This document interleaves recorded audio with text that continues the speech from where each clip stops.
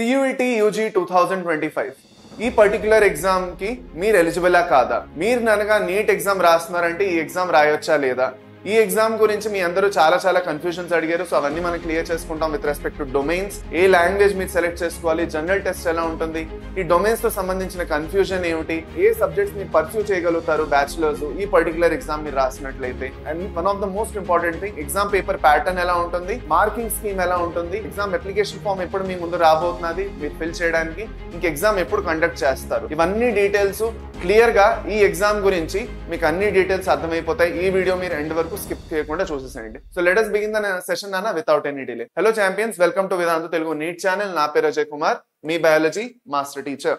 Okay, అయితే ఇప్పుడు CUET UG ఏదైతే ఎగ్జామ్ ఉన్నదో నాన్న, దీన్ని మనం కామన్ యూనివర్సిటీ ఎంట్రన్స్ టెస్ట్ అంటాం.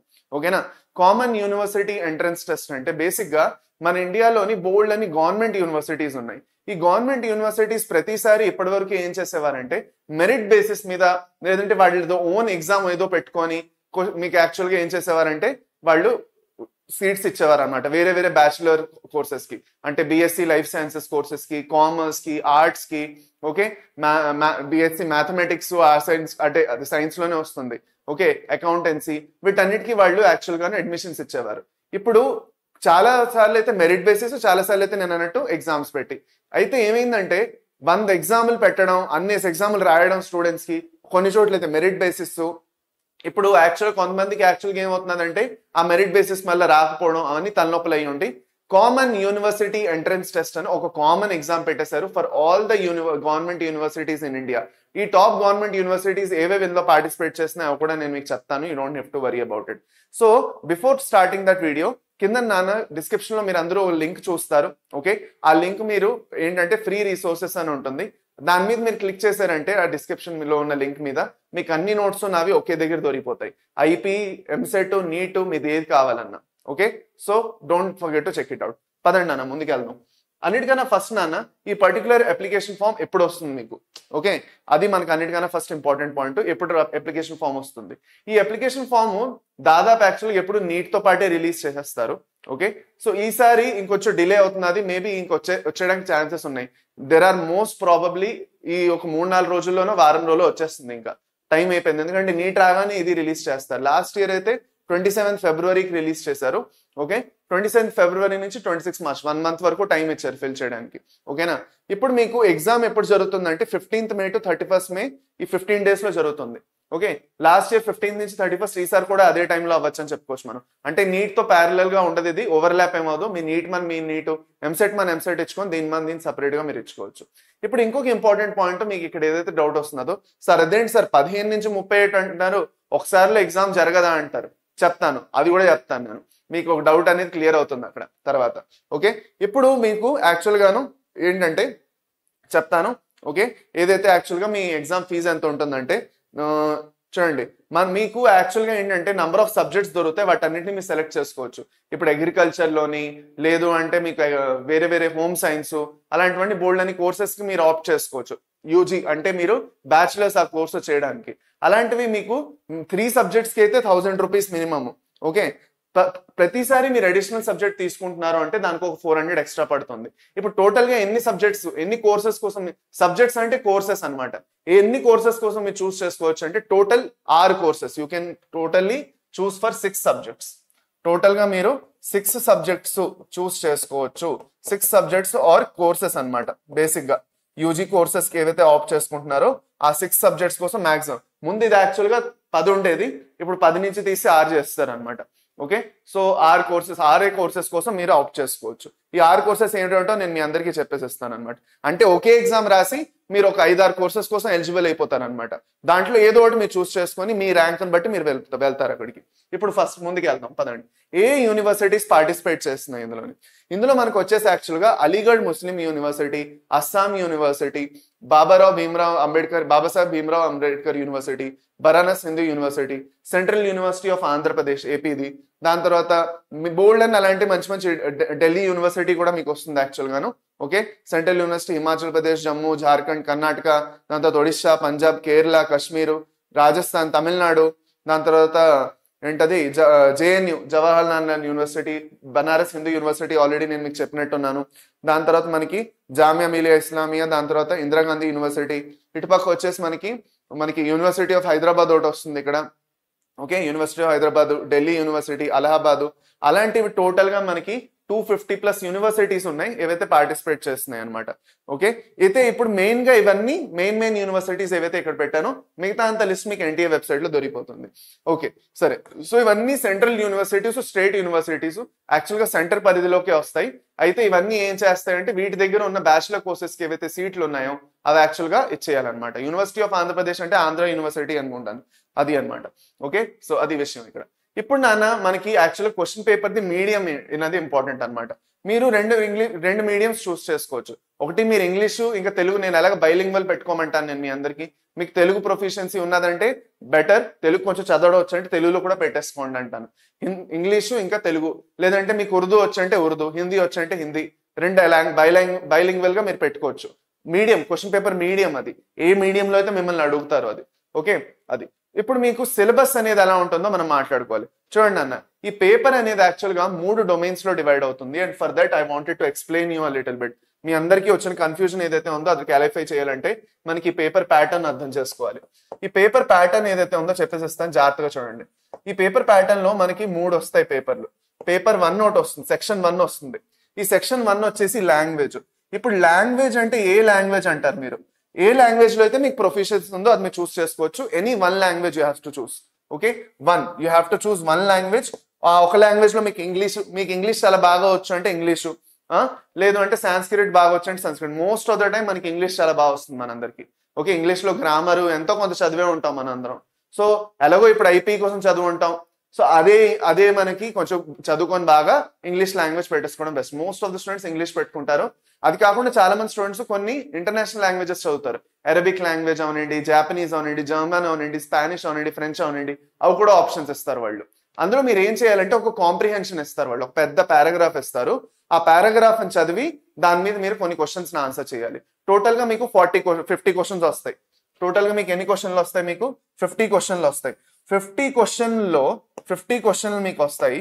ఈ పర్టికులర్ సెక్షన్ లోని 50 క్వశ్చన్లు వస్తాయి. ఈ 50 క్వశ్చన్లో ఓకే మీకు 10 క్వశ్చన్లు ఆప్షనల్, 40 క్వశ్చన్స్ మీరు అటెంప్ట్ చేయాలి. ఓకే, 10 క్వశ్చన్స్ ఆప్షనల్, 10 క్వశ్చన్స్ మీకు ఆప్షనల్. ఇది వచ్చేసి నాన్న మనకి లాంగ్వేజ్ కోసం ఫస్ట్. రెండోది వచ్చేసి డొమైన్స్ అన్నమాట.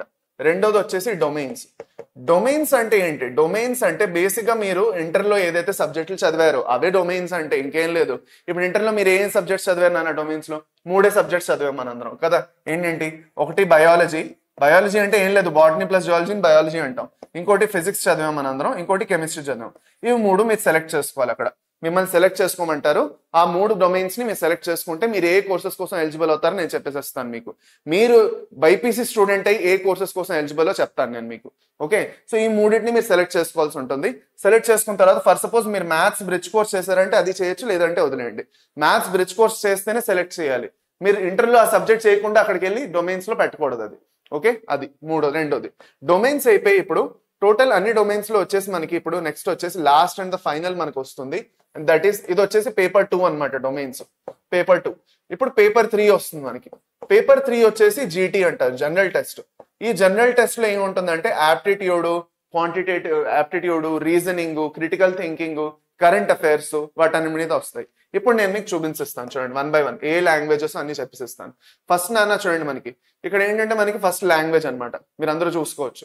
ఓకే, ఏ లాంగ్వేజ్లు ఉన్నాయి? ఇంగ్లీష్, హిందీ, అస్సామీస్, బెంగాలీ, గుజరాతీ, కన్నడ, మలయాళం, మైథిలి, బోల్డ్ ఉన్నాయి, మరాఠీ అన్ని ఉన్నాయి. ఓకే, సో మీకు మీరందరూ మాక్సిమం తెలుగు, లేదంటే ఎవరైనా ఉర్దూ స్టూడెంట్స్ ఉన్నారంటే ఉర్దూ కూడా పెట్టుకోవచ్చు. ఓకే, లేదు నాకు అంత బాగా తెలుగు రాదు, అంత బాగా ఉర్దూ రాదు, దాంట్లో గ్రామర్లు అవన్నీ బోల్డ్ ఉంటాయి, నాకు అన్నిటికన్నా ఈజీ ఇంగ్లీష్ అంటే మీరు ఇంగ్లీష్ పెట్టుకోవచ్చు. హిందీ వస్తే హిందీ అయినా పెట్టుకోవచ్చు. ఏదో ఒకే ఒక లాంగ్వేజ్ పెట్టుకోవాలి మీరు వీటన్నిటిలో. నేను టోటల్ గా ఈ లాంగ్వేజెస్ అన్నిటిలో మనం చూసుకున్నట్టు టోటల్ గా మీరు చూసుకుంటే 20 లాంగ్వేజెస్ ఉన్నాయి. ఈ 20 లాంగ్వేజెస్ లో ఏదో ఒక లాంగ్వేజ్ సెలెక్ట్ చేసుకోవాలి మీరు. రెండోది వచ్చేసి సబ్జెక్ట్ అనమాట. ఇప్పుడు మీరు ఏ సబ్జెక్ట్స్ కోసం ఎలిజిబుల్ ఇక్కడ చాలా జాగ్రత్తగా వినండి, చాలా important. As a BiPC student మీరు ఏ సబ్జెక్ట్స్ కి eligible? As a BiPC student నాన్న మీరు వచ్చేసి అగ్రికల్చర్ కి ఎలిజిబుల్ అవుతారు. సో మీరు అగ్రికల్చర్ సెలెక్ట్ చేసుకోవచ్చు. ఇప్పుడు నేను మీకు ఇందాక చెప్పాను గుర్తుందా?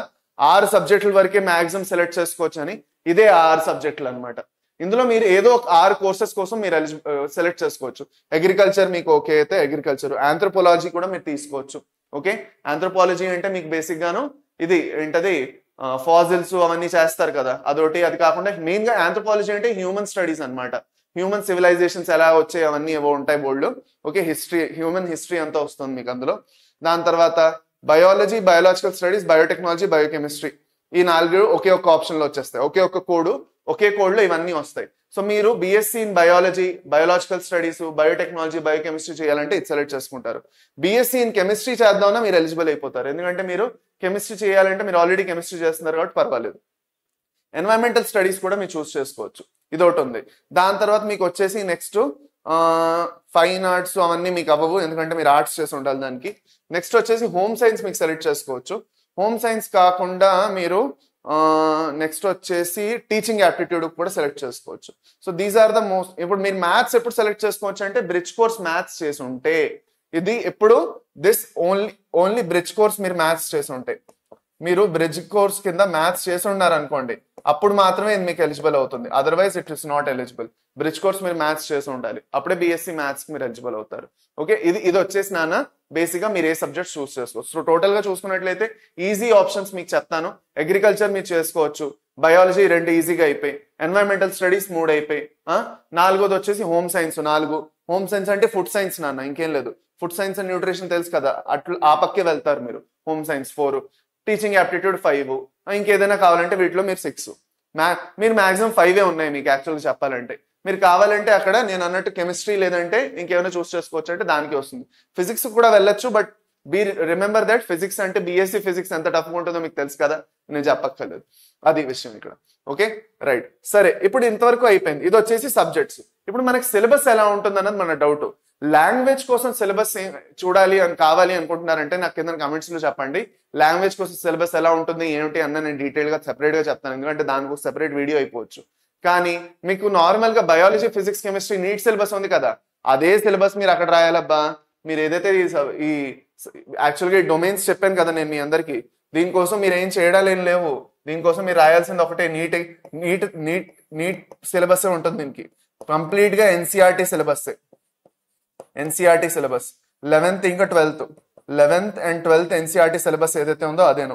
మీరు నీట్ కోసం ఏదైతే చదువుతున్నారో ఆ నీట్ కోసం చదివిందే ఇక్కడ వెళ్ళి అప్లై చేస్తారు అంతే. మీరు కొత్తగా ఏం చదవక్కల్లా ఎన్సీఆర్టీ నుంచి క్వశ్చన్లు వస్తాయి.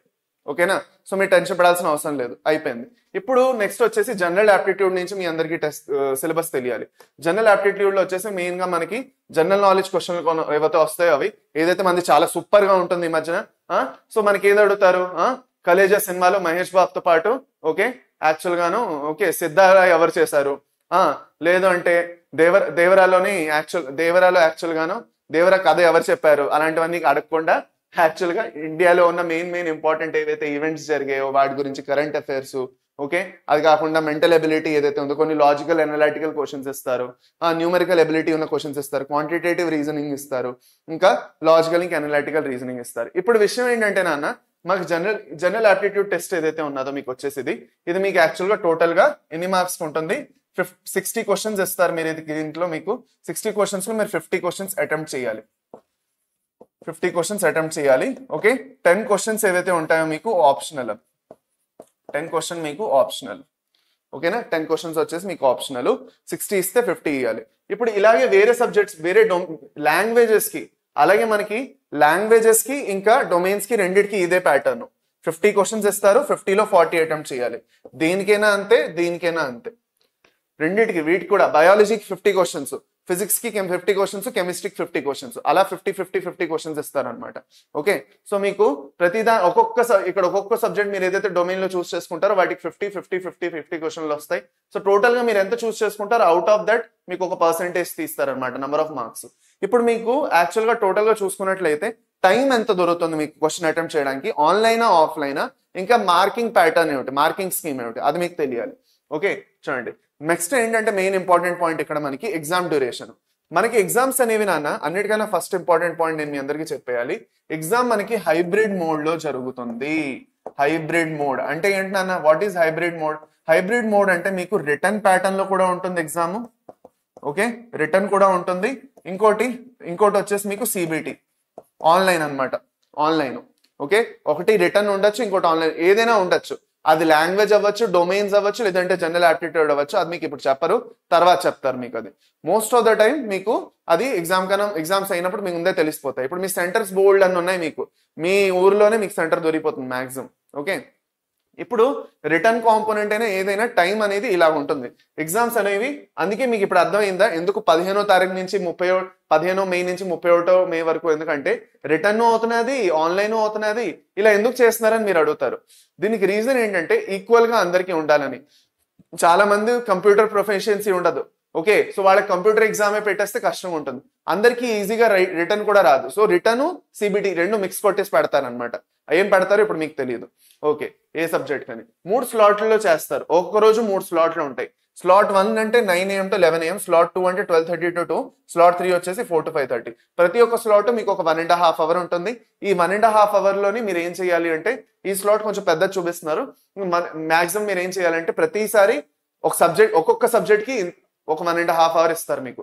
బయాలజీలో మీకు టోటల్ గా 50 క్వశ్చన్స్ వచ్చి 40 అటెంప్ట్ చేయాలి.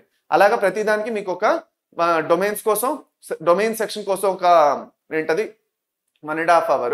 ఓకే, లాంగ్వేజ్ కు 1.5 hour. ఇంకా మీకు మళ్ళీ వచ్చేసి దీనికి వచ్చేసి జనరల్ టెస్ట్ కి వచ్చేసి 1.5 hour. అలా ఏదో లెక్క ఉన్నది పూర్తిగాను. ఓకే, మీరు ఎప్పుడైతే అటెంప్ట్ చేస్తారో మీకు అప్పుడు అర్థమైపోతుంది. No need to worry. Okay, మీకు బయాలజీ, ఫిజిక్స్, కెమిస్ట్రీ కలిపి 1.5 hour ఇస్తారా ఏమిటన్నది మీకు అప్లై చేసినప్పుడు అర్థమైపోతుంది. ఇంకా దాని గురించి మీకు కొంచెం డౌట్లు ఉన్నాయంటే కింద కమెంట్ సెక్షన్ చెప్పండి. నేను మీకు ఇంకొక సెపరేట్ వీడియో చేస్తాను, ఇంకా మీకు క్లారిటీ రాలేదంటే. ఇప్పుడు మార్కింగ్ స్కీమ్ ఎలా ఉంటుంది? మార్కింగ్ స్కీమ్ ఎలా అంటే, మీరు కరెక్ట్ ఆన్సర్ పెడుతున్నారంటే +5. ఇప్పుడు నార్మల్ గా మనకి నీట్లో అయితే +4 ఉంటుంది, కానీ ఇక్కడ +5 అనమాట. మీరు కరెక్ట్ ఆన్సర్ పెడుతున్నారంటే 5 మార్క్స్ వస్తుంది. రాంగ్ పెడితే -1. మీరు అటెంప్ట్ చేయట్లేదంటే ఏమీ లేదు. ఇంకా ఫర్ సపోజ్ అది ఆ క్వశ్చన్ రాంగ్ వచ్చింది అంటే మీకు +5 పడేస్తారు ఒకటి.